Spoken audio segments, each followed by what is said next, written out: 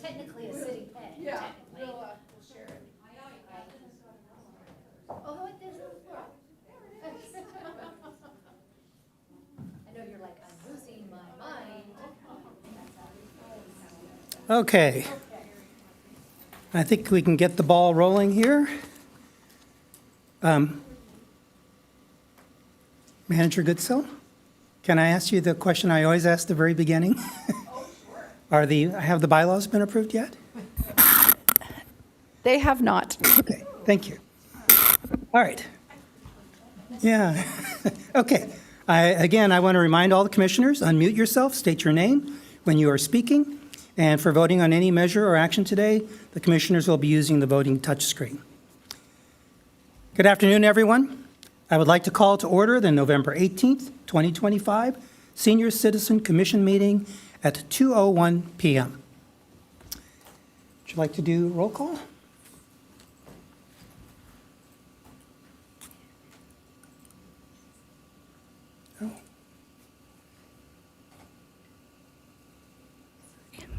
Let the record show all commissioners are present except Commissioner Geiber, who is absent.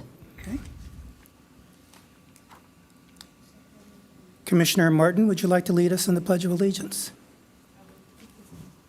I pledge allegiance To the flag of the United States of America and to the republic for which it stands, one nation, under God, indivisible, with liberty and justice for all.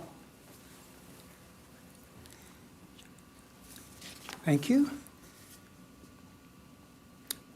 That brings us to special presentations.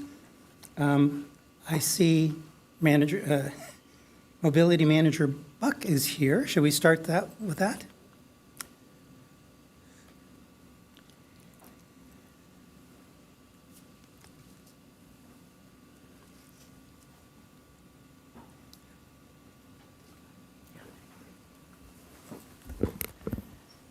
Good afternoon, Chair, Commissioners, and members of the public.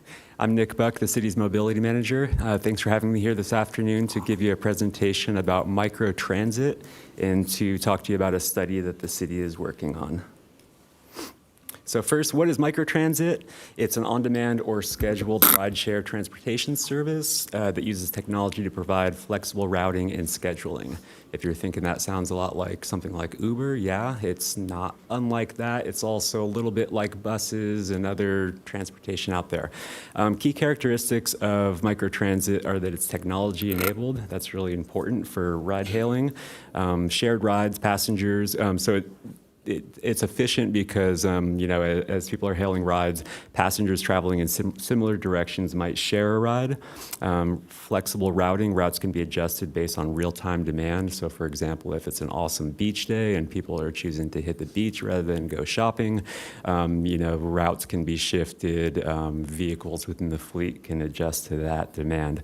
And variable scheduling, people can operate on fixed schedules, on demand, or a combination of both. And then right-sized vehicles. So using things like smaller vans, shuttles, or SUVs, and also in many cases, a microtransit program might specify that they want to use only EVs or something like that for climate action reasons that I'll kind of get into. So let's talk about the transportation gap. You know, traditional transportation, which is buses, trains, other public transit, they often follow fixed schedules and routes, which might not serve all areas of travel or travel needs. And then private transportation, you know, cars can be expensive, inconvenient, and can contribute to congestion and pollution. And increasingly, a lot of young people, a lot of old people, people in general might choose to not drive. You know, that's a choice that people make too. So this is something else. So that leaves a gap in transportation options, especially for first and last mile connections to existing transit, travel within low density areas, and people without access to private vehicles. So talking about some of the benefits of microtransit, of course, increased accessibility. It connects people to jobs, healthcare, education, and other services. Improved efficiency, optimizing routes, gets cars off the road, less single occupancy vehicles out there. Enhanced convenience, more flexibility than fixed route, that's for sure, and often more affordable than other ride-hailing services like Uber, Lyft, et cetera. Reduced environmental impact, and you know that's really what kind of got the city of Encinitas into a microtransit study. It was a measure of our climate action plan. That was like section 4.1, which is looking into ways to have a reduction in vehicle miles traveled and measure to implement a local shuttle system. And then what we talked about too is the first and last mile and short trip solution, bridging the gap between existing transit and people's homes or destinations. Examples of some programs that you may or may not have seen around San Diego region. Go Side program, that's up in coastal Oceanside. That's more of a specific microtransit program to move people around in the very touristy area down by the beach. NCTD Plus, which I'll talk more about, which is a pilot program by our public transit provider. The City of San Diego FRED program, which just ended in 2025, but that was a free ride down. That acronym is Free Ride Everywhere Downtown, pretty clever. And then I think they copied here National City with Frank, Free Ride Around National City. Chula Vista Community Shuttle program operated by one of the big providers, which is called Circuit, and then Pacific Beach Beach Bug, that ended last year in 2024, and then Carlsbad Good Ride program, and that one was rather specific to, funded by a Chamber of Commerce tied to a lot of the hotels, very tourism-based. So talking about the NCTD and the program that they have operating in North County. NCTD Plus is a pilot program. It's you can see the bus there on the screen. It's an on-demand transit service serving shared rides within a service zone. So NCTD a few years ago got into kind of evaluation of different cities. There was kind of a scoring rubric, and it looked at all the different cities and that they serve, and so they came up with like a tier 1 list and then tier 2 and tier 3. The city that scored the highest, that kind of checked all the boxes, was San Marcos, so they defined a service area within San Marcos. Of course, they have a lot of factors. They've got like a lot of healthcare, they've got university, they've got the Sprinter line, they've got plenty of underserved communities as well, so that scored very high, and so that's where they rolled out that pilot program first. You can see the van there, that's ADA accessible. That's a really cool thing. Some of these things might have like a vehicle or two within the fleet. All of their vehicles are ADA accessible. Of course, it complements NCTD's existing public transit. Again, those first and last mile connections. Like I said, that service serves central San Marcos and then limited parts of Vista. What happened in Vista was some of the Sprinter trains, that's like the inland train, the engines, I think, were like a weird spec. Like they got these things from Germany, and when they bought them, they thought they would last 1,000,000 years, and they certainly did not. And so they have to replace a few of those trains. So they had to reduce Sprinter service, and that kind of made them scramble a little bit and roll NCTD Plus into Vista a little bit sooner than they probably would have to kind of backfill that service area. So that's what brought NCTD Plus into Vista at this point. The NCTD Plus program is available 7 days a week, Monday through Friday, with the hours on the screen, and a little bit longer hours on weekends. The fares are pretty inexpensive, with $3 within the service zone, $1.50 for additional riders, and then $1.50 if that trip is to connect to existing transit. So again, to incentivize use of this service as connection to first and last mile. So the road ahead microtransit study, which the city is working on right now, the study will consider things like expected continued growth and adoption of microtransit in urban, suburban, and rural areas. So really everywhere we expect that demand to increase. Integration with other modes of transportation, advancements in technology, including things such as autonomous vehicles and improved routing algorithms. Basically, these systems just get better and better as technology improves.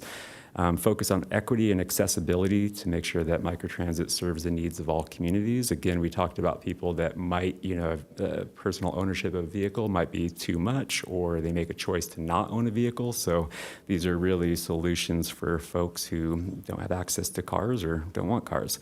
And regional partnerships to administer recommended program types. So this is still pretty new to a lot of agencies, and kind of we're in this like phase of figuring out like, all right, who provides this, who pays for it? And I'll get more into our study and what that'll reveal. So the study itself, kind of go way back to January 2018, the council adopted our climate action plan, which included that measure to explore a local shuttle program. Then in 2021, we received money from the Fox Point Farms Development as a condition of that project. Then in 2024, we were awarded a grant through the EECBG, that's like the Energy Efficiency Conservation Block Grant Program, awarded to the city of Encinitas in that amount of $122,000. And that was, we applied to complete a microtransit study. And then in May of 2024, we also received a grant from San Diego Community Power to apply toward that grant, toward the study. In last year, we were assigned the consultant under the grant with the Department of Energy, and basically the consultant on this project is the National Renewable Energy Laboratory. So that's the consultant working on this study for us. And then in the last months, we went through all the approvals necessary to be able to spend these funds and be able to jump into the work, sign all the contracts to work with our consultants and move forward. So that kind of gets us to where we are now. Working on this study, the consultant, NREL, is completing local and regional transit analysis. Staff and the consultant, NREL, are working now on planning and scheduling outreach and engagement activities for winter of 2026. So we're coming up pretty quick on that. The study, also, like I said, technology is changing fast. Basically, the consultant was able to bring on a sub that's like an AI firm called Terra City, and looking at transportation is exactly what they do. So we're kind of adding that to the study too. So Terra City is going to be like using behavior-driven multimodal transportation modeling to understand why decisions are made and how they'll change. So I think that's a really cool tool. And when we get to more of the public-facing stuff, we'll have ways that the city or that the public can look at kind of turn on or off this. So like, if there's more demand for this type of microtransit, what would things look like? So it's a lot of cool tools, use of AI there. Then the study will inform the city on the recommended program type options, what the cost might be with those types of programs, and then funding and implementation strategies kind of based on what's out there, looking for grants, looking for other partnerships, et cetera. The city staff and the consultant plan to present the progress on this study at the city's Mobility and Traffic Safety Commission in early 2026. And then it's likely that staff would look to circle back to a lot of these commissions and kind of update and inform at that point too. So with that, open any questions that you have. Yes, this is Commissioner Angel. Thanks, Nick. Sure. Great overview. And first question I have is the $3 fee. Is that round trip or one way? You cited a $3 Yeah. trip within the service area. Good question. That's the NCTD Plus program. So that's like one way. So it's getting from a Okay. place to a place within their service area. Okay, great. Thank you again for such a thorough. Sure. Karen Koblenz. Nick, quick question. This is technologically driven only, so someone who's not computer literate or comfortable cannot access in any way? No, I wouldn't say that. Definitely it is. A lot of this stuff has a lot of technology involved. I think that there's a lot of different ways of doing it, and I think that if a city were to take this on, a city like ours, we'd want to look for ways to make sure that this is accessible to all, and probably to supplement or complement, accessing this on an app, for example. Just like at the senior center where you need to, schedule a ride, there'd probably have to be either like in person or a phone or something that you could use to schedule a ride to. I don't think we would want to miss that or leave that out of, an option. Thank you. available. And on slide number 6, it says North County. And as I was watching some of those slides, I didn't see North County Coastal mentioned. Vista San Mark is a little bit different than Encinitas and Carlsbad. Is that what's going to shake out when this survey's done? Yeah, the study that we're doing is specific to Encinitas, so it'll inform us like what would be the best program type for Encinitas, what the approximate cost would be, and some ideas for how we might fund that if we decided to get into microtransit. So we'd be looking at solutions specific to Encinitas. I mentioned the NCTD Plus program and kind of their selection criteria for the cities that they rolled out their pilot program into. So they first selected San Marcos, and then I kind of explained how they got into Vista. We scored in the tier 2 ranking for consideration for for the pilot program. So it's certainly of interest to us to work with NCTD to see if there's any ability or appetite on their end to consider Encinitas, to bring microtransit into. We know that we have low performing fixed route, and so this could be a really good solution to either improve use of or to supplement or kind of fill in the blanks that we've got for transit in Encinitas. So one more question. Would this just apply to seniors? No, not at all. This would be open to anyone. When we get into the kind of the public workshops, talking about microtransit, which we should be kind of getting on the calendar and then promoting in early 2026, expect that because this has been of high interest to the senior population. We just did a lot of surveys for the age-friendly initiative. Certainly that's been expressed that this is an area of interest. So I expect that we may have something specific to seniors, kind of collecting input about how you might use and, how much demand or appetite there is for microtransit. Okay, because our age-friendly says that 96% of our seniors basically drive themselves. So I was wondering how this is going to fit into the city overall. Thank you very much. Sure. Commissioner Martin, thank you so much, Nick. Interestingly enough, I just got back from Kauai recently, and they've put in a system. I think it's just a test system, and I think I heard that there were about 10 or 12 vans that were given by some of the billionaires on the island to the island. And they have a set route that they do, and they're continually making that loop, which is really trying to save all the traffic down in Honolulu and some of the most fragile areas on the island. And then they have the lots where people park their cars assigned. So between having the vans, having the lots, and doing just the regular loop, it has been very, very popular. And I'm not sure exactly how much they're charging, but I did notice that it definitely made a big difference, although they have so much damage to their roads regularly because of their rains and things. Mm-hmm. There was a lot of stop and go, but I'm thinking we have a couple of people in the billionaire factor of Encinitas, and maybe we can get some vans to start us off in launching it. Thanks. I like that as a potential funding strategy as well. This is Commissioner Hanwitt, and I want to thank you, too. I'm so excited to hear more about this, really for two reasons. First of all, I have been in Oceanside quite a bit over the last year, and I've seen those little microtransit kind of enhanced golf carts running around, and have thought that they would be a wonderful asset for Encinitas. And I personally know a lot of older adults they might not have filled out the survey, but a lot of older adults who have given up their cars because they don't feel safe driving anymore. And so I know that would make a big difference in their life. I was just curious to know whether the grant funding covers just the research and figuring out what would work best for Encinitas, or does it include any vehicles? Yeah, very good question. The grant funding that we have is just for the study itself. So when it comes to whatever the study informs us, any decisions made to get into a program would depend on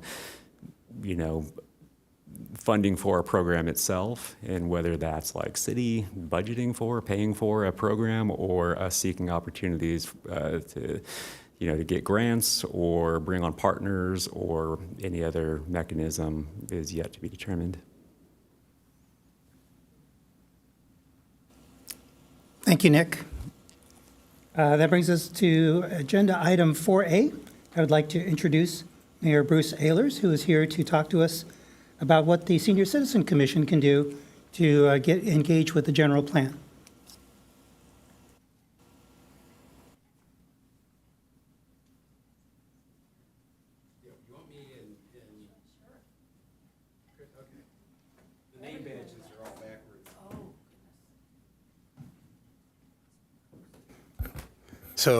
So the question is what you can do to engage in the general plan. I think, first of all, just review it and go through and highlight any issues that are, I think for the most part on senior issues, it's silent. And one of my goals has been to get the general plan back in front of all of staff, first and foremost, and the citizens too, and the council, so that we're all operating to our comprehensive general plan, because that's how cities are supposed to operate. So I'll give you an example. We put in place a climate action plan. Great document, but if you look at the structure of our laws, at the very peak would be our general plan with all its different elements. But there is no environmental element. Yet we came up with a climate action plan, and there's no goal and policy level above that. There is a little bit, it's spread throughout. If you take Oceanside as an example, and again, I'm talking about a parallel to this, they have an environmental element, part of the general plan that has all the goals and policies that they want to hit for environmental. And so the way this should work is any of the plan level, which is the next layer below the elements of the general plan, the plan layer should be compliant and consistent with the general plan and all of its elements. So ideally, we should have an environmental element. The parallel now and the challenge that I'm giving to the senior, that I'd like the Senior Commission to consider, is tell me if we need to modify our general plan elements, any of them, to take into account seniors. And that's really the gist of what I think my discussion with Chair Ling was to understand, are there things in the general plan that need to be augmented, added, reconsidered, changed, whatever, and we ought to take that up, because that is our comprehensive long-term plan for the city and its services. So, and I'm happy to answer questions. Commissioner Martin, great question. I think it's not focused, doesn't need to focus on seniors specifically, and I think that's a great question to bring to every commission. And in fact, I was just talking to Nick. I love the idea of even bringing it out in the community. I think we all need to get into the school districts, the college district, the grammar school district, because everyone needs to learn about civic engagement and get involved in these things, and those are great. I think it does need to incorporate all of us. Yeah, and if you look at the history of our general plan and how it was developed, we still have people in town, activists, that were integral to the development of the general plan, which is one of the magic sauces, I think, that made up Encinitas. We didn't go out and hire a bunch of professionals to put together a slick, fancy general plan. We had the citizens do it, all the activists that formed the city, and I think it came out great. And I've noticed that we've done some updates to the general plan, housing element, circulation elements in process, and quite frankly, I don't think the updates were near as good as the original. There were certain legal updates that a consultant would have to guide us on, but I think we lost that public input, even though we tried to do the public outreach. I know no matter what I've ever done to do public outreach, it's never been enough. It's hard to get people out there, but I think when they own the document, it becomes a different thing. And so what I'm looking for is more and more resident ownership of our general plan, all the elements, and so I think one other point, and one of the reasons that kind of drove this discussion with Lambert was that it was the Public Safety Commission, the new commission, and I was concerned that they were trying to boil the ocean and trying to take on things that were well out of their purview. And I started looking at the elements versus commissions. And there's typically a 1-to-1 or a 2-to-1 element to commission relationship. I'll start with the Planning Commission. I got the most experience in that, and it's land use and housing are the two that really define the purview of the Planning Commission. Traffic Commission, of course, is the circulation element. Public safety element should be the Public Safety Commission. Youth Commission is kind of like Senior Commission, doesn't have one residing. Parks and Rec would be the recreation element. So it's a nice way to define each one of the commission's lanes that they're in, or at least most of them, and make sure they all then focus on that general plan, because I can tell you what happened in the case of the city council. Every staff report long ago used to have a section that said general plan alignment. So and fiscal impact. Standard report, that would be a section. The author would have to write, this is how it's compliant with the policy, which policies in the general plan we're fulfilling here. It disappeared. And it became in general, what I would see is climate action plan and homeless action plan were the only two items cited in that section, which was like long-term strategic plan alignment. And it didn't even mention general plan. So what I've done as mayor is we're now back aligned, and each staff report at the city council has a general plan and annual work plan alignment section in it, where each staff member, when they write their document, write the staff report, actually takes into consideration what part of the general plan or what part of the annual work plan are we working on there for that item. Interestingly enough, the Planning Commission never lost it and has always had that general plan alignment section still today, and it remains exactly where it was. So, and again, the goal here is to get us all working on that general plan, or all understanding the general plan and operating the city. And if we want to change the direction of the city, we should change the direction of the general plan or the elements. And we do review them, and there's a statutory requirement that we review the sections of the general plan every 10 years, I think it is, or 8 years, 10 years, I believe is what it is. So we're supposed to go do that. We don't always do that, but that's in theory. So you update the general plan, and we should do that as a citywide group. So the more commissions, the more staff, the more citizens, the more city council is familiar and invested in the general plan, the better off I think our long-term planning will be. Commissioner Martin, I agree. Mayor, what you're saying is what we in business talk about. We can easily get siloed, and you're talking about bringing us together and seeing what we have in common, but also then doing better in our silo. And I'm all for that. Yep. Commissioner Koblenz, Mayor Ehrlich, thank you. I believe we've had a couple conversations about this. Seniors being seen, seniors being recognized as who they are. I applaud this effort. I think we've kind of been working on this, so now we have an official task to do, so thank you. Okay. Commissioner Ling, Thank you, Mayor Ehlers, for coming out to speak to us about this and for following up on the conversations you and I have had. So you mentioned specifically that you expect what you've seen in the past is there's a correlation between a general plan element and a commission. That for every commission, there should be an element in the general plan. Is that kind of where you're going with this? In general, but I understand maybe in the case of the youth and the senior commission, that might not be true. There might be other commissions that could, where we don't have an element.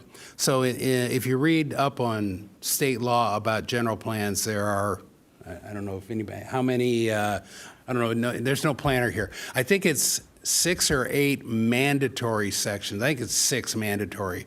Housing element, land use, circulation element, and I forget the others, public safety, and there's a couple others. Beyond that, you can have optional, such as an environmental element, and you can make them up as you go. You can have literally tomorrow night we'll be talking about the forming a business commission or an economic development commission, and it's not uncommon. Oceanside also has an economic development element. Okay. So we could do that. I don't know that we necessarily need one for seniors, but quite frankly, I think that's, you discuss it, you tell me what you recommend. And that was kind of my thought process as well, because as a demographic, right, older adults, we're a significant portion of the population in City of Encinitas. But in terms of where we would want to impact the general plan, we're all over the map. We care about public safety, we care about traffic, we care about mobility, we care about housing. So I would suggest that these elements already exist in the general plan, and really our job is to provide some focus on where we as a demographic would like to see changes in these other elements. Is that a reasonable outcome? Yeah, exactly. I think, and as we go through and we update each one of the elements over time, because we do it periodically every decade or so, your input should go into those, because we'll be updating the circulation element as an example here shortly. The consultant went out. We spent $567,000, I think it was, on updating the circulation element. Quite frankly, I think we could have done a better job with internal citizens. I really do. Our current one, which is, I think, original and with minimal changes, is a little sparse. But from a policy standpoint, a goal and policy, always think of the general plan as a bunch of stated goals, high-level goals with policies, high-level policies that support it. The detail comes then in the plans and the municipal code underneath as how you implement those. But you want to all agree on the goals and policies. And then the other part of state law states that each of the elements must be consistent with each other. In other words, there is a statutory requirement at the state level that all elements of a general plan in a particular city be consistent and not in conflict with each other. And that's always a challenge. So just keep that in mind as you do a little studying on our general plan, reading our general plan, and looking for where seniors are considered and whether the policies are appropriate or whether they need augmentation. And let's have that discussion and report back to council and let us know. Okay. How do you suggest we report back to council? We'll do it through an item on the council that will have the city manager agendize, or I will agendize with the city manager, and we'll just bring you back and give a report to council. Any other comments or questions? Thank you, Mayor Ehlers. Thank you. Thanks for listening, and thanks for inviting me.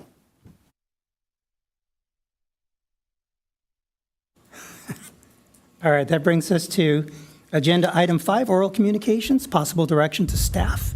Do we have any speakers today? There are none. Agenda item 6, changes to the agenda. Do we have any Announcements of administrative changes to the agenda in compliance with the Brown Act? Yes, there was a change to Agenda Item 4 for special presentations and proclamations. The speaker for Item 4B presented before 4A. Okay. Agenda Item 7, approval of the minutes. Do I hear a motion to approve the October 21st, 2025 regular meeting minutes? I make a motion to approve the minutes of October 21st, 2025. I'm sorry, Karen Koblenz. Commissioner Koblenz has made the motion to approve. Do I hear a second? This is Commissioner Hanwood. I second the motion. Commissioner Hanwood has seconded the motion. We'll go to touchscreen voting to approve the minutes. Commissioner Martin will abstain.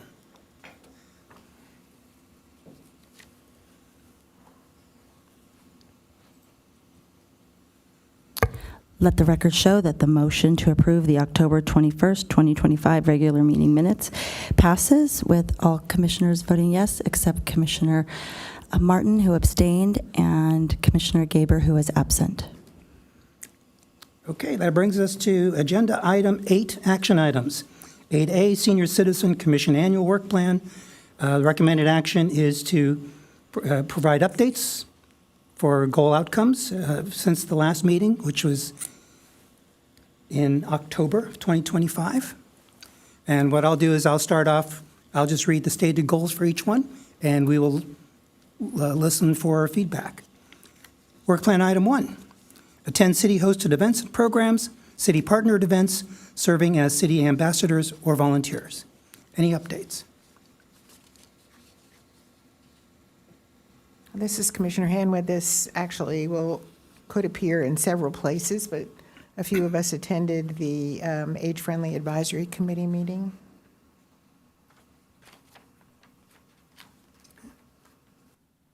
Commissioner Koblenz, I also attended that meeting along with the Listen and Learn. I think we just had a meeting a couple days ago. I just want to add, I think, regard to what our mayor just said, I think the Age-Friendly Network project is absolutely invaluable as we move forward. The more I look and the more things that I see, it's almost like it's a blueprint. So I just want to really reinforce what a wonderful tool, and thank you for Jesse and Lambert and Mona and everybody that sits on the commission that supports this, because I think it will navigate a whole new road for us. Okay, I agree with Commissioner Koblenz, and when we get to that particular work plan item, I have some suggestions. So, based on what we've heard from with Mayor Ehlers. Commissioner Martin, I believe one is where we also talk about the parade. And I'm wondering if we have any idea of who might be attending. I know that somebody staring at me is absolutely coming and in one vehicle. And wondered if, I would have to say that I'm definitely in, too. I have to say tentatively, I have a possible conflict, but I'm going to try to work that out, so I'd like to be there. Okay, and I'll be tentative as well. And in our sedan, we have 2 people, as I recall that you said. Yes, I asked my grandson to be my date, and he agreed. And just from my experience, if this Commissioner Martin, if everyone brings at least a little bit of protection from the wind, it does sometimes get cold, but you're moving and laughing and speaking to the young children, so you warm up quite fast. I also bring a little bit of snack or fluids for people. It is quite fast from the standpoint of when we start until we're over, and I'm looking at trying to get the cars in a little bit early because it took us an hour to get actually up the hill and in, which was a little bit hard, so. And we'll have to pick a date to do the decorating. Yes, yes, and the theme, which is kind of open to everyone's interpretations, but peace on the Pacific, and so that could be peace signs, and our chair has come up with something, but we'll adapt our decorations, but I think it might even be on the banner that goes onto the side of the vehicles, perhaps some symbol or thing, or does it? No? Okay. But whatever. Most people have something, and we all have just whatever is festive is really important. This is Manager Goodsell. I do want to let you know, unfortunately, Lori Massey's class will not be able to participate this year, but they hope to come back the following year. Okay. That was And- fun last year. Yeah, and I do agree with Commissioner Martin. Do bring layers. I like to bring gloves and a beanie and a heavy jacket because it does get cold at times. And then again, Peace by the Pacific. So whatever you come up with that you decide as a commission to decorate the vehicles with, feel free to do so. Commissioner Koblenz, Manager Goodsell, can we invite people from the senior center to walk alongside of us, or is that not allowed? My recommendation at this point, it would be difficult to organize. I think people will get displaced in the lineup and stuff if it's not something that's planned and led by a certain person, like they did last year. You know, they had leaders for it versus people just trying to find their way. My concern would be that people would just end up displaced or challenged. I would think it should be a group or a class or something that's organized for the success. Thank you. Also, I wanted to point out that a lot of the staff already have some responsibilities in terms of coordinating the parade, so they may not be able to follow us around. Okay, that brings us to work plan item 2. Identify guest speakers for monthly meetings to provide education regarding topics related to the work plan goals and adults 50 plus, and find platforms to disseminate the information to adults 50 plus. I believe we're fully booked now through the end of our term. We are fully booked through February, so feel free to think about what you want to hear, who you want to hear from in the future, and you could present those ideas either in January, February, or March.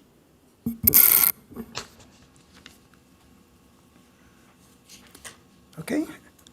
Work plan item 3. Research best practices as it relates to adults 50 plus issues and identify senior resource gaps. Send letters of support to city council and commissions and follow up as needed. So based on the last couple of meetings we've had, we've approved 3 letters of encouragement. They are in our little packet with the agenda today, so I hope you've all had a chance to look them over. First off, I wanted to ask, do we have any changes or modifications or objections that we want to make to any of these letters? No? Can we just have one vote then? So I'd like to make a motion for us to vote on all 3 letters in a single vote. Do I have a motion? Commissioner Martin, I'd like to make the motion to approve the 3 letters to go. Okay. Commissioner Martin's made the motion to approve. Do I have a second? Commissioner Koblenz approves that motion. Commissioner Koblenz approves the motion, seconds the motion. So we're going to vote on all 3 letters of encouragement. The first one is for a senior scholarship program, as recommended by Director Dave Knopp. The second one is a recommendation to City Council to increase the budget for the Amakasa Sister City Exchange so that we can send more student delegates to Japan next year. And the third one is basically a letter of support saying what's good in terms of traffic safety for young families and children is just as good for older adults and disabled adults. So we're supporting that. Okay, should we vote?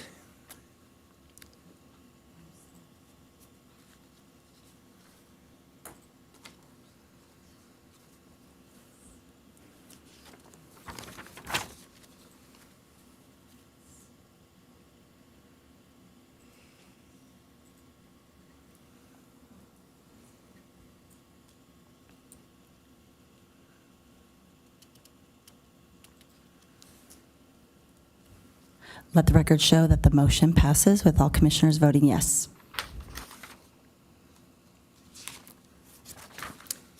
Thank you. That brings us to Work Plan Item 4. Create new and sustain ongoing intergenerational programming in collaboration with the Encinitas Youth Commission with emphasis on generativity and community building. Any updates? So we have the one update about the Crochet Club. You want to fill us in, Manager Goodsell? So we have two students, Ella and Zeta, that approached the Encinitas Community and Senior Center to see if they could offer a crochet workshop and have an intergenerational program where they bring the supplies and they provide the instruction. So we were happy to agree to host it. It's going to take place on Friday, December 12th from 4:30 to 5:30. And currently we have 12 spaces open, and they have recruited 5 volunteers to help provide instruction during that workshop. It is free, there's no charge, but registration is required, and registration is currently open. And I would encourage you to help by promoting this program. I do have some flyers here that I will hand you, and if you can share them with the people that you network with, that would be a great, awesome thing to do, just to get our numbers up and make sure that it's successful. And I think that's it. Yeah. Commissioner Martin, thank you. That sounds like a great program. I'd love to have some flyers. I can even give them out during the parade. This is Commissioner Hanwett. I just wanted to mention that I think that it sounds like such a fun opportunity for us, and I hope to be able to attend. And I'm also thinking that it would be a wonderful program to bring to Village Encinitas. Maybe I can get some people from Village Encinitas to attend, and then we can bring it. Maybe we can work it out with the volunteers to set up Sounds another great. time. So I And then noticed if one that of you would volunteer to be the person that welcomes the seniors that attend, and just also do check-in, that would be awesome. So I noticed this crochet event is a one-time event. Is there potential interest in making this a recurring? So we're going to activity? see how it goes, and if it's successful and people enjoy it, then we can look at potentially offering this in the future, either at Pacific View Art Center or at the Community and Senior Center. Okay, This is go ahead. Commissioner Angel here. Question, was Friday afternoon just an arbitrary date, or was there, I'm wondering how that date was selected? So the students that are available to provide the instruction were available that particular date and time. So, and we also had a room available at the Okay. center. Thank you. I think it's a worthwhile program. So. Commissioner Martin, what were the hours again? So it starts at 4:30 and it runs for an hour.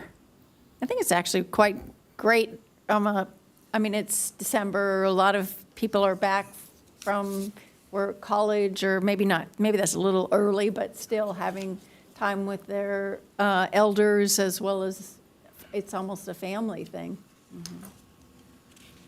And then Friday while we're night on the- date with your family. Okay.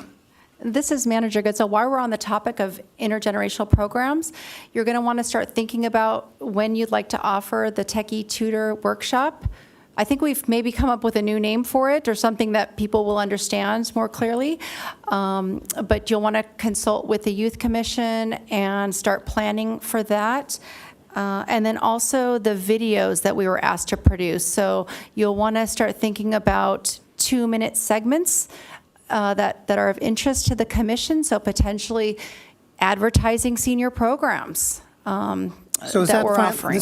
This is Chair Ling. Is that how we had asked for a written proposal or something with a little bit more detail? Is this how it's kind of turned out?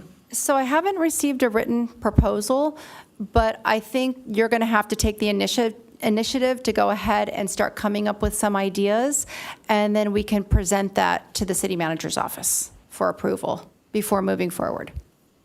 Okay.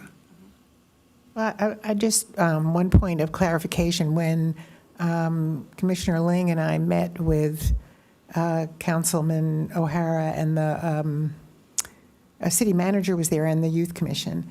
It seemed as though they were about to hire a media consultant, and that person was the person that was going to be organizing this and writing the script, and he made it sound as though these videos were going to be more about Encinitas in general, not necessarily about the senior or the youth commission. So we know? will be working with the communications manager and with the content, but it would be up to the senior commission to decide on the subject matter for approval by the communications manager. Okay. So we could potentially meet with the youth, with the intergenerational ad hoc, with the youth commission, and start talking about these kind of things. Correct. Okay. And the information should be relevant, useful, something, that the community would be interested in hearing about, and then it needs to be approved before we run with it. Okay. Okay, thank you. Work plan item 5, support staff in promotion, marketing, and outreach for programs for adults 50 plus, including the Encinitas Age-Friendly Initiative. Would anyone like to provide some updates, and then I'll talk about my wacky idea? This is Commissioner Hanwell. Well, the only thing I would love would be if we could get a flyer or the PDF of the action planning dates that just went out in a recent email. Is there, that's this one. Oh, yes, okay. If we can get a PDF and then copies of this, I think. This is Manager Good, so I'm happy to send that to you. And it's also up on the city website as well.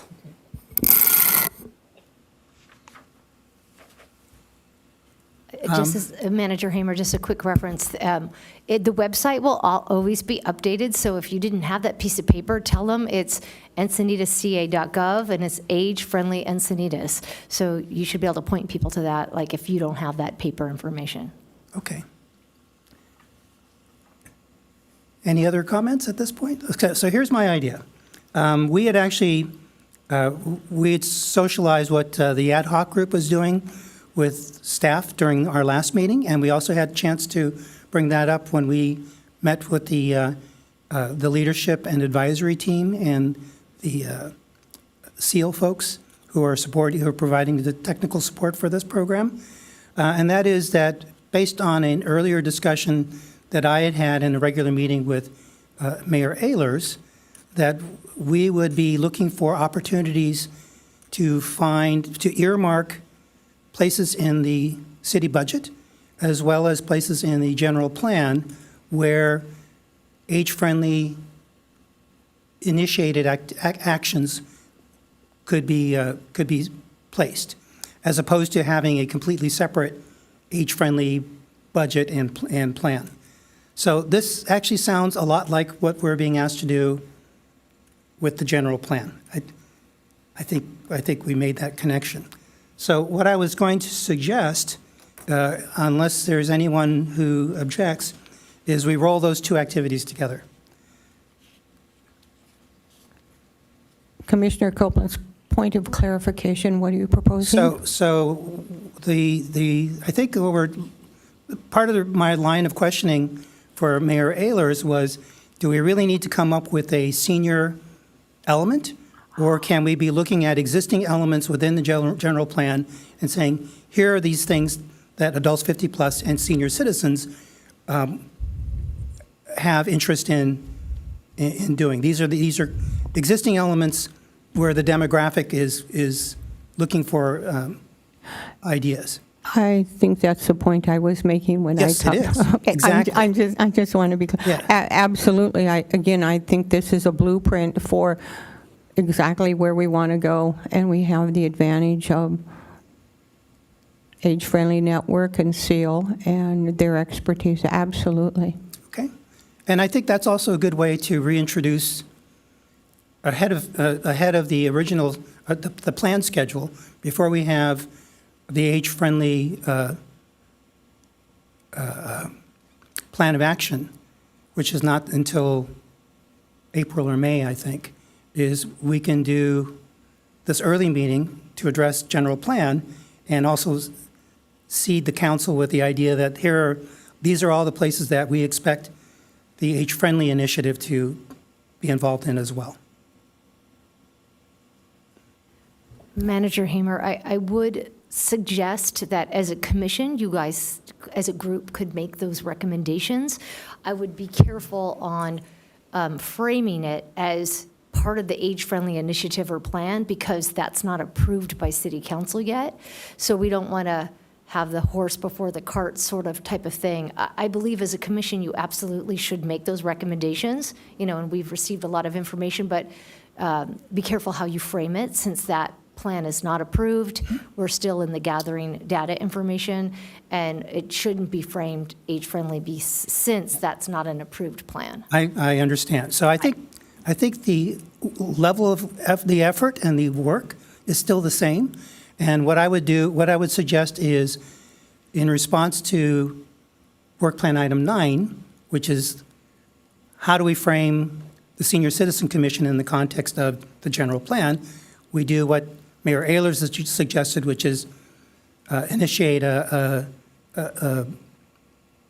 action item on their schedule through city manager to discuss that. But for age-friendly, the output is basically the same, but we could send that as a letter of encouragement saying, as the ad hoc for age-friendly and Senior Citizen Commission, these are the areas that we believe will be most impacted by the age-friendly action plan to be released TBD. Commissioner Koblenz, Commissioner Chairling, with item number 5, yes, it seems to fit perfectly.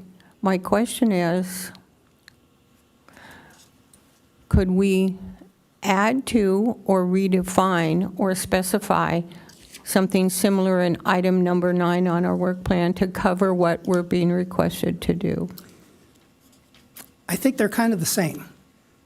I really do. I mean, I think you hit on it earlier in that we're really being asked to do what we had intended to do for age-friendly anyway. Right, so my clarification is that since the commission understands that intention, then that's where we're moving, correct? Yes, that's what we're suggesting. Thank you. I think the ad hoc for age-friendly will continue to do what we had suggested.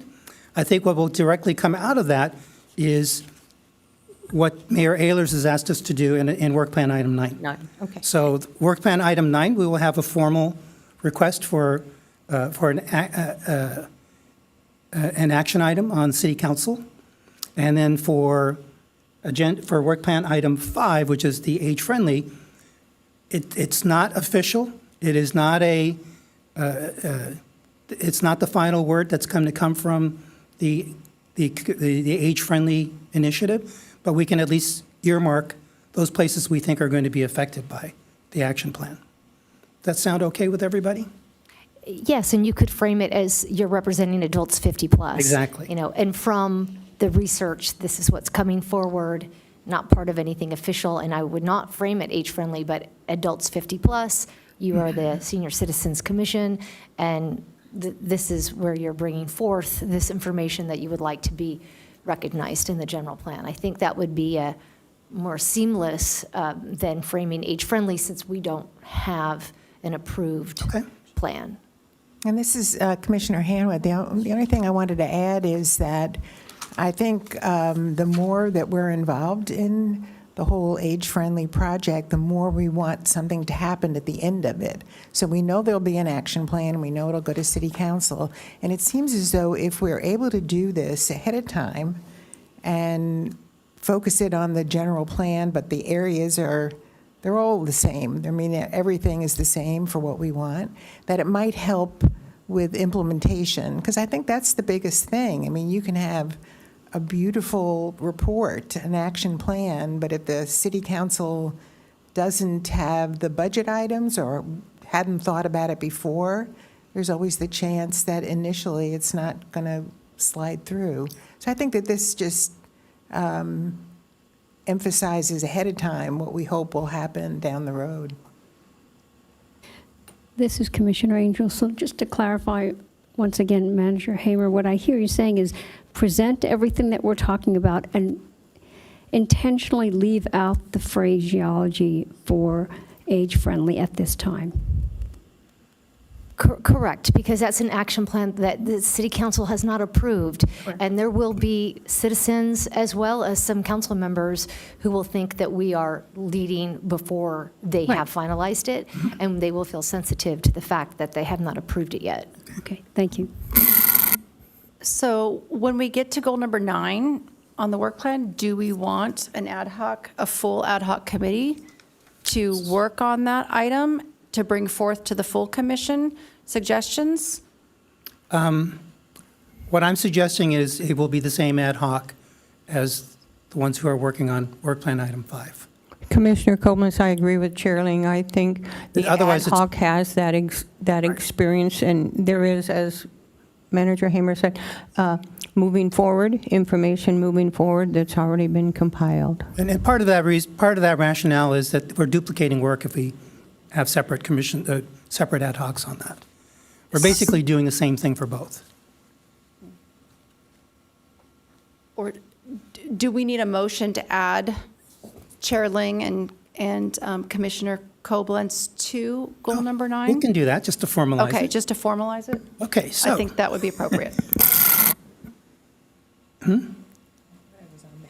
Oh, yeah, you are, but we'll get you in there. So we just noticed that Commissioner Hanwood should be in work plan item 5. She's not listed there. Okay. But also. There is what- space for that. Yes. Do I hear a motion, and I'll try to be very specific here, with regard to work plan item 9, that the ad hoc committee consists of the same commissioners who are working on work plan item 5. Do I hear a motion for that? Commissioner Martin, I would like to make the motion of combining item 5 and item 9, which are articulated in such a way So- that it is So we're the, really not combining, we're just saying. Yeah, okay. The folks in the Sorry. ad hoc for 5 are going to be the same ones in item 9. same representatives. And Manager Hamer, we need to add Vice Chair Hanwit as well, because she's technically not on the approved work Yes. plan. And then that would make it 4, and we can only have 3. I have a different 9. comment with regards to Commissioner Gaber, because I believe this is his 3rd meeting that he has not attended in a row.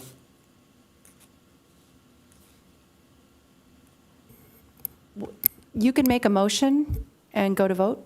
Okay?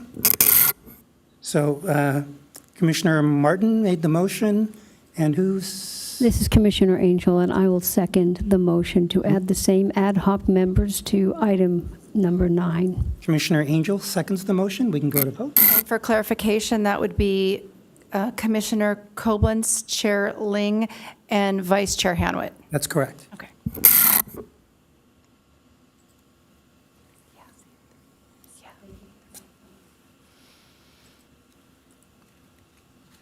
Let the record show that the motion passes with all commissioners voting yes, except Commissioner Gaber, who is absent.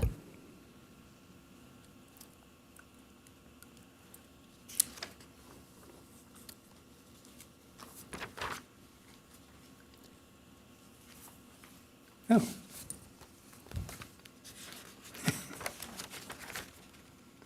Okay.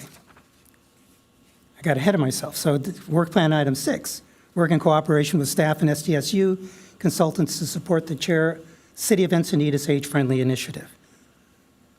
We were just talking about that, so I think we're okay. Work plan item 7, explore grant funding opportunities based on community needs and survey results.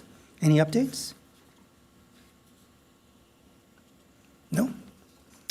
Work plan item 8. This is Manager Goodsell for work plan item number 7. I did reach out to the foundation, and they did get back to me. They just said that they're in the planning stage right now, and they hope to continue the No Senior Alone grant in February when the museums and parks are free to older adults. and they will let all the senior centers know once they have more details and more information to share if we will be receiving grant funding for the transportation service. Commissioner Koblenz, Manager Goodsell, does that mean that there will not be funding for the senior baskets, according to here? So we are doing the senior baskets once again, and that will be the city that's funding the baskets.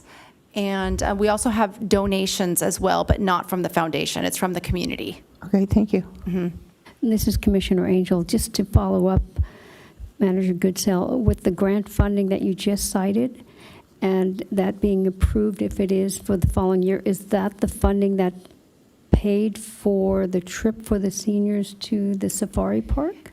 It paid for the transportation portion. Okay. And we then know- the safari park itself is free to seniors. Right. Okay, great. Thank you. I meant, thank you. Okay.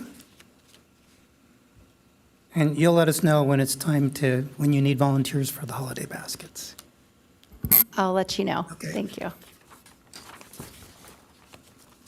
All right. Work plan item 8, continue partnership with the Encinitas Rotary Club and explore other Encinitas Service Club collaborations to recognize or promote the Senior Citizen Service Award. Any updates? This is Commissioner Angel. Just a slight update. The ad hoc was scheduled to meet, but due to members being away on vacation and other things that have preempted, we've decided to hold off until just after the new year, and that will still give us plenty of time to go over the planning and marketing and everything that's really already set in place.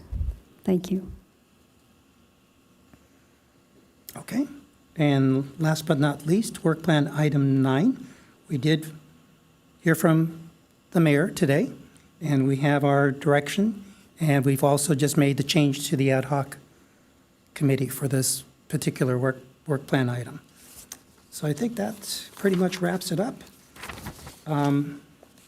Brings us to agenda item 10, commissioner member initiated agenda item. I'm sorry, I'm getting ahead of myself. Agenda item 9, informational items. Manager Goodsell, can you provide us with the Senior Center Operations Report? I sure will. Thank you, Chair Ling. 562 senior meals were served and 198 one-way rides were provided in October. There were 1,011 non-nutrition participants registered for programs in October. Mark your calendars for upcoming senior events and activities during the lunch program, to include Creative Corner with a gratitude chain craft on November 20th, a Thanksgiving luncheon on November 26th, What's the Buzz? A review of center happenings on December 1st, a birthday celebration on December 5th, a televised Senior Commission educational presentation on December 9th, and bingo and stretch on December 11th. And lastly, the Mingle series continues on January 13th from 1 to 2:30 with Mingle and Create vision boards. It'll be a fun and inspiring workshop where you'll have the opportunity to explore your goals, dreams, and what brings you joy. Registration is required. And also, please note that the center and City Hall will be closed Wednesday, December 24th through Thursday, January 1st. And that concludes my report. Thank you, Manager Goodsell. Manager Hamer, can you provide us with department updates? Yes, the age-friendly project is moving into the final phase, action planning, as you have already discussed. It will be Tuesday, January 20th at the Encinitas Community Center, Thursday, January 29th, 4 p.m. at the library, Monday, February 2nd, 12:30 p.m. at the Community Center, and Tuesday, February 10th at 10 a.m. at the Encinitas Elks Lodge. The Encinitas Community and Senior Center received 8,400 visits in the past month. Average visit is 105 minutes, and that is 1,400 more than last month. The gym had 923 visits, up 49 from last month, and the banquet hall had 2,100 visits, up 300 from the month before. Also wanted to share some save the dates. Friday, December 5th is the Fun night of a parade. Saturday, December 13th, the Nutcracker will be performing at the San Diego Performing Arts Center at 2 and 6 p.m. And I am sad to say the tickets have sold out. So if this was ever something you're interested in for next year, make sure you get your tickets in advance.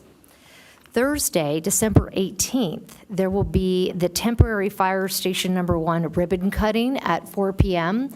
That will be at the Pacific View Arts Center parking lot. And then there will be a open house at the Pacific View Arts Center from 5 to 7 p.m. So please come for both. I think they'll be a great match together, and we're going to be mixing the themes. So we'll have activities aligned with that. Fridays, January through June, we're going to be bringing back the Music by the Sea, curated by the San Diego Music Society. Those are at 7 p.m. Our activity, Explore Encinitas activity guide will be coming to your homes right at the end of November, and winter registration will be opening on December 1st at 8 a.m. So you'll see all these things in the activity guide. But last but not least, I want to make sure I share with you to save the date, Saturday, February 21st, 9 a.m. to 12 p.m. The Chamber will be hosting Live Well, Live Boldly Senior Lifestyle Expo, and that will be at the Community Center in the Banquet Hall. So we hope we'll be having a table there to host. So it's another great opportunity to outreach. And I know you already kind of brushed through the intergenerational programming, but one of the youth commissioners has a grant for serving others, and she wants to do an art project that should be in March, but that will be for seniors and high school students. And as soon as a date gets finalized for that, I'll let you know. And I do encourage getting those dates, whether it's the Techie Tutors or for this event. The quicker we get the dates, the sooner we can, promote it and make sure we have, a hefty, robust, healthy attendance. So that is the end of my report. Thank you. Thank you, Manager Hamer. That brings us to Agenda Item 10, Commission Member Initiated Agenda Item. Do we have any Commission Member Initiated Agenda items? There are none. And Agenda Item 11, Future Agenda Items added by Commission members. These require consensus of 2 or more commissions. So I'm looking at the commissioners. Do we have any agenda items that we'd like to add for next time? This is Commissioner Martin. I liked having the mayor, and I know we've had other representatives from City Council. I was wondering, have we missed anybody that we could invite? I think our calendar is pretty full already for our guest speakers. That's kind of how we've got folks like Nick Buck and Mayor Ehlers to come in. Okay. So, but if there's other folks you'd like to meet from our city government, I think we can add that to Manager Goodsell's list for next year. Well, that, and excuse me, thank you. That's a good comment. The other thing is promoting more the academy. I think everybody's gone, though. But for perhaps the new people on the commission, or even just the people that might listen, we definitely would love to have somebody introduce or I would love, the academy, because it was so successful. I also think we're going to need to, not that it's an agenda item, but I'll use it as pardon me, I'll go to that on the right. Yes, I know what you're doing, where you're going with that, so I'm going to wait for the roundtable for that as well. Okay, and that brings us to Agenda Item 12, Commission Reports, roundtable for all commissioners, and I will start with Commissioner Martin at the end. And there's my point, Commissioner Martin. I think most people, or maybe all people, know that I will be finishing my service with the council, regrettably, just because I need to move on to some other things in March. But to please get out there and promote, I believe we might have 2 or 3 positions promote. I've been doing it, and Yeah. So we will have 3 openings for new commissioners for the Senior Citizen Commission when we start the new term in March. I think the timing of asking for applicants, that's going to be Is that end of this year? January or The city clerk will begin recruiting in December. in December? And people can start filling in applications in that timeframe as well? Correct. Okay. I don't have the exact date in December, but I know it's sometime in December. Okay. How are these openings promoted, or is it just on the website? I believe it's also in the newspaper as well. Oh, okay. All right. Commissioner Koblenz, point of clarification, I'd like to go back to the conversation for Commissioner Graber, item number 9. What are we going to?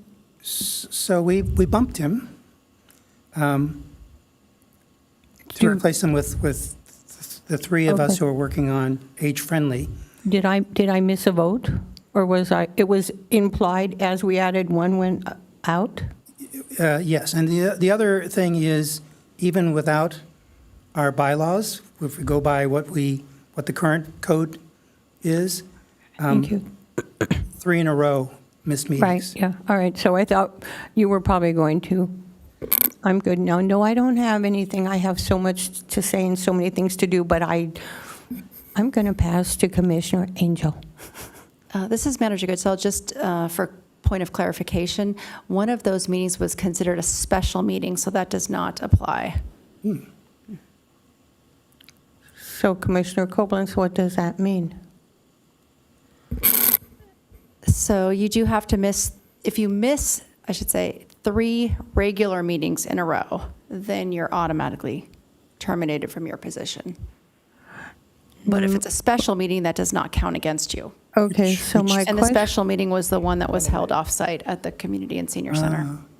So my question then still, I'm unclear, point of clarification. So with regard to the ad hoc committee, does Commissioner Hanwick, is she eligible to be added? The commission just voted on the 3 people that would now serve on goal number 9. And it was, motion passed unanimously to approve. Okay, so I got that, I know, but what happens to Commissioner Gaber then? He will no longer be serving on goal number 9. Oh, okay, thank you. I don't have anything, thank you. This is Commissioner Hanwin. I just wanted to share that I got invited to join the AARP advocacy team, which is kind of an interesting team because they look at issues across the county. So rather than focusing on Encinitas, which we've been doing so successfully, I'll get to look at a little bit of a bigger picture. So I just wanted to let you guys know that. Congratulations. Thank you. Okay, I do not have any updates. So with that, the November 18th, 2025 Senior Citizen Commission meeting is hereby adjourned at 3:17 p.m. Thank you, everybody.